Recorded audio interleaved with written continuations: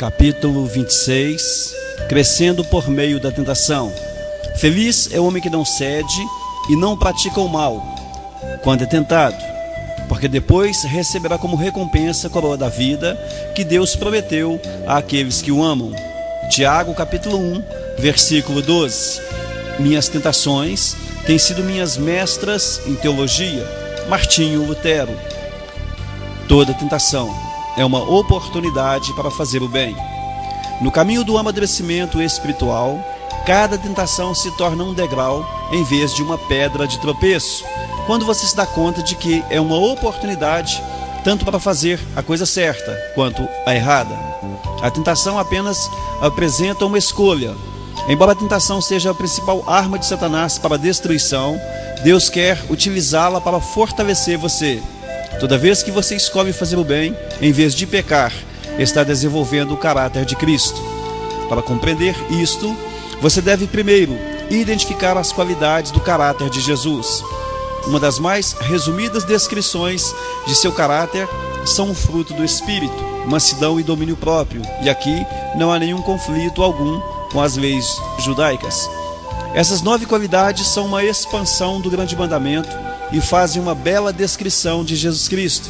Jesus é a perfeição do amor, da alegria, da paciência e de todos os outros frutos encarnados em uma única pessoa. Ter o fruto do Espírito Santo é ser semelhante a Jesus. Como então o Espírito Santo produz em sua vida esse fruto com 9 qualidades? Ele os cria instantaneamente? Será que algum dia, ao se levantar pela manhã, você será repentinamente preenchido de forma plena por essas características? Não. O fruto sempre se desenvolve e amadurece lentamente. A próxima frase é uma das mais importantes verdades espirituais que você pode aprender.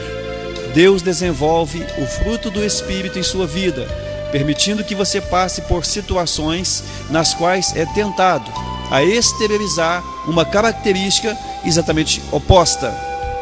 O desenvolvimento do caráter sempre envolve uma escolha, e a tentação supre a oportunidade. Por exemplo, Deus nos ensina a amar, pondo pessoas desagradáveis ao nosso redor. Amar pessoas agradáveis, que ainda por cima nos amam, não exige nenhum caráter. Deus nos ensina a verdadeira alegria no meio da aflição, quando nos voltamos para Ele.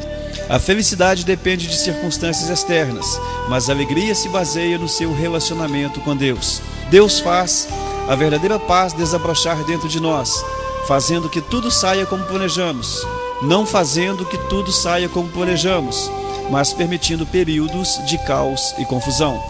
Qualquer um pode ficar tranquilo observando um belo pôr do sol ou relaxando durante as férias. Aprendemos a verdadeira paz quando optamos por confiar em Deus em situações nas quais somos tentados a ficar preocupados ou temerosos. Da mesma forma, a paciência é cultivada em situações nas quais somos forçados a esperar, enfrentando a tentação de nos revoltar por causa de nosso pavio curto. Deus utiliza a situação oposta de cada aspecto do fruto para nos permitir fazer uma escolha. Você não pode afirmar que é bom se jamais foi tentado a ser mal. Não pode se dizer fiel se nunca teve a oportunidade de ser infiel. A integridade é construída ao se derrotar a tentação da desonestidade. A humildade cresce quando nos recusamos a ser arrogantes, e a resistência se desenvolve toda vez que resistimos à tentação de desistir. Cada vez que você derrota uma tentação, torna-se mais semelhante a Jesus. Como a tentação funciona? É útil saber que Satanás é absolutamente previsível. Ele tem usado a mesma estratégia, bem como os velhos truques, desde a criação. Todas as tentações seguem o mesmo padrão. Foi por isso que Paulo falou: somos bem familiarizados com seus esquemas malignos. Na Bíblia, aprendemos que a tentação segue um processo de 4 fases, que Satanás usou tanto em Adão e Eva quanto em Jesus. Na primeira fase, Satanás identifica um desejo dentro de você. Pode ser um anseio pecaminoso, como o desejo de vingança, ou de controlar os outros. Pode ser um anseio normal e legítimo, como o desejo de ser amado, valorizado e de sentir prazer. A tentação começa quando Satanás sugere, com um pensamento, que você ceda a um desejo maléfico ou realize um desejo legítimo de forma errada. Tome cuidado com atalhos. Frequentemente são tentações. Satanás sussurra: você merece isso, você deveria ter isso agora. Vai ser emocionante, confortante, vai fazer com que você se sinta melhor. Pensamos que a tentação está ao nosso redor, mas Deus diz que ela começa dentro de nós. Se você não tiver o desejo interno, a tentação não tem como atraí-lo. A tentação sempre começa na sua mente e não na circunstância onde ela ocorre. Jesus disse: pois do interior do coração dos homens vêm os maus pensamentos, as imoralidades sexuais, os roubos, os homicídios, os adultérios, as cobiças, as maldades, o engano, a devassidão, a inveja, a calúnia, a arrogância e a insensatez. Todos esses males vêm de dentro. Tiago nos diz que existe um exército inteiro de maus desejos dentro de vocês. A segunda fase é a dúvida. Satanás tenta fazê-lo duvidar do que Deus disse sobre o pecado. Será que é mesmo errado? Será que Deus realmente proibiu fazer isso? Não é possível que Deus tenha proibido isso para outro povo em uma outra época. Deus não quer que eu seja feliz? A Bíblia adverte: cuidado, não deixe os maus pensamentos ou as dúvidas levarem alguns de vocês a se afastar do Deus vivo.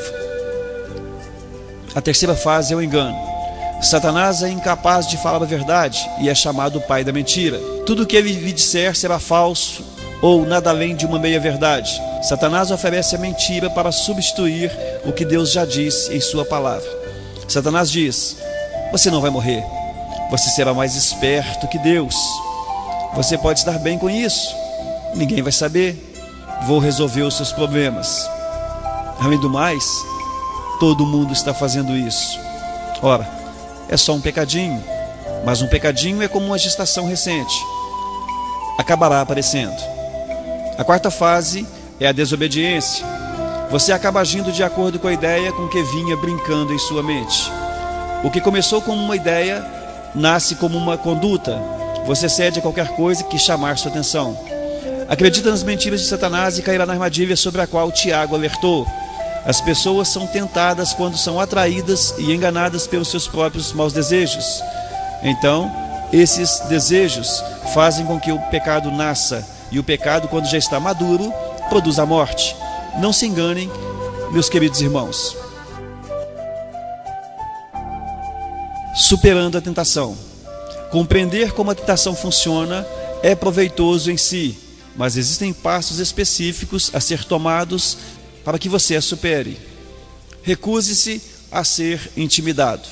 Muitos cristãos são aterrorizados e desmoralizados por pensamentos perturbadores, sentindo-se culpados por não estar além da tentação. Eles se sentem envergonhados, tão somente por ter sido tentados. Isso é má compreensão da maturidade espiritual. Você jamais irá se livrar da tentação. Em certo sentido, você pode considerar a tentação uma lisonja. Satanás não tem de tentar aqueles que já realizaram sua vontade diabólica. Estes já pertencem a ele. A tentação é sinal de que Satanás odeia você e não sinal de fraqueza ou de vida profana. Isso também faz parte da nossa natureza, pois somos humanos e vivemos em um mundo fora da presença de Deus. Não fique surpreso, abalado ou abatido. Por isso, seja realista quanto à inevitabilidade da tentação. Você jamais poderá evitá-la completamente. A Bíblia diz: quando uma tentação vier, e não se uma tentação vier. Paulo orienta: as tentações que vocês têm de enfrentar são as mesmas que outros enfrentam. Ser tentado não é pecado. Jesus foi tentado, embora nunca tenha pecado. A tentação só se torna pecado quando você cede. Martinho Lutero diz: você não pode impedir que os pássaros voem sobre sua cabeça, mas pode impedi-los de fazer ninhos nela. Você não pode impedir o diabo de sugerir pensamentos, mas pode escolher não mantê-los ou agir segundo eles. Por exemplo, muitas pessoas não sabem a diferença entre atração física ou estímulo sexual e desejo sexual ilícito. Não são a mesma coisa. Deus fez de cada um de nós um ser sexual, e isso é bom. Atração e estímulo são reações naturais e espontâneas à beleza física, enquanto o desejo sexual ilícito é uma atitude deliberada.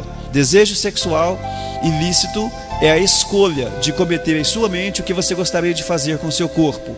Você pode ser atraído ou mesmo estimulado, sem escolher pecar pela cobiça sexual. Muitas pessoas, principalmente os homens cristãos, sentem culpa quando os hormônios que foram dados por Deus funcionam. Quando automaticamente notam uma mulher atraente, presumem que é desejo sexual ilícito e se sentem envergonhados e condenados. Mas atração não é desejo sexual ilícito até que você comece a insistir nela. Na verdade, quanto mais próximo de Deus você ficar, mais Satanás se esforçará para tentá-lo. No instante em que você se torna filho de Deus, Satanás, como um assassino de aluguel, fecha um contrato para acabar com você. Você é seu inimigo e ele conspira para a sua derrota. Às vezes, enquanto você ora, Satanás irá sugerir um pensamento mau ou bizarro, apenas para distraí-lo e envergonhá-lo. Não fique assustado ou envergonhado com isso, mas perceba que Satanás teme as suas orações e tentará de tudo para interrompê-las. Em vez de ficar se condenando com pensamentos como: como é que eu pude pensar uma coisa dessa? Trate-o como uma distração de Satanás e volte imediatamente a se concentrar em Deus.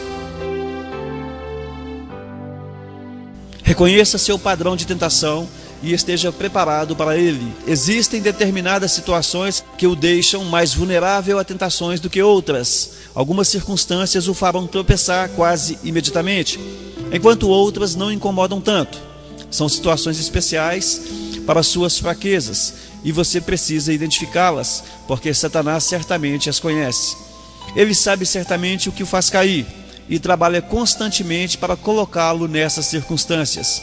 Pedro adverte: estejam alertas, o diabo está pronto para atacar, e o que mais lhe traria satisfação seria pegá-los cochilando. Pergunte a si mesmo: quando sou mais tentado? Em qual dia da semana? A que horas do dia? Pergunte: onde sou mais tentado? No trabalho? Em casa? Na casa do vizinho? Em um bar? No aeroporto?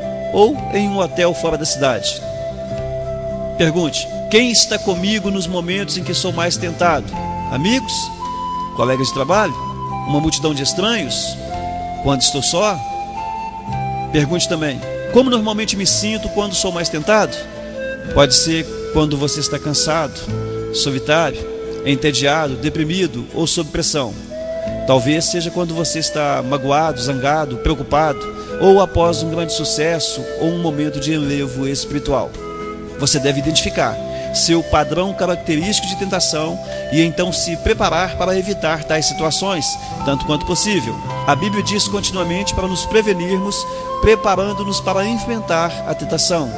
Paulo disse: não deem ao diabo oportunidade para tentar vocês. O planejamento sensato reduz a tentação. Siga o conselho de Provérbios: pense bem no que você vai fazer, e todos os seus planos darão certo. O povo de Deus evita os maus caminhos e se protege, observando o lugar para onde vai. Peça ajuda a Deus. O céu tem uma linha direta para a emergência 24 horas por dia. Deus quer que você peça sua ajuda quando a tentação estiver muito forte. Ele diz: clame a mim no dia da angústia, eu o livrarei e você me honrará. Eu chamo isso de oração de micro-ondas, porque é rápida e objetiva. Socorro, SOS. Quando bate a tentação, você não tem tempo para uma conversa longa com Deus. Você simplesmente clama por socorro. Davi, Daniel, Pedro, Paulo e milhões de outros fizeram esse tipo de oração instantânea por ajuda na aflição. A Bíblia garante que nosso pedido de socorro será ouvido, porque Jesus se compadece da nossa luta. Ele enfrentou as mesmas tentações que enfrentamos. Não temos um sumo sacerdote que não possa se compadecer de nossas fraquezas, mas sim alguém como nós, passou por todo tipo de tentação, porém sem pecado. Se Deus está esperando para nos ajudar a derrotar as tentações, por que não pedimos sua ajuda com mais frequência? Falando com franqueza, às vezes não queremos ser ajudados. Queremos ceder à tentação, embora saibamos que é errado. Nesses momentos, pensamos saber mais do que Deus. Nesses momentos, pensamos saber mais do que Deus sobre o que é melhor para nós. Em outros momentos, ficamos envergonhados de pedir auxílio a Deus, porque vimos cedendo à mesma tentação várias e várias vezes. Mas Deus jamais se irrita, se aborrece ou perde a paciência enquanto continuamos nos voltando para Ele.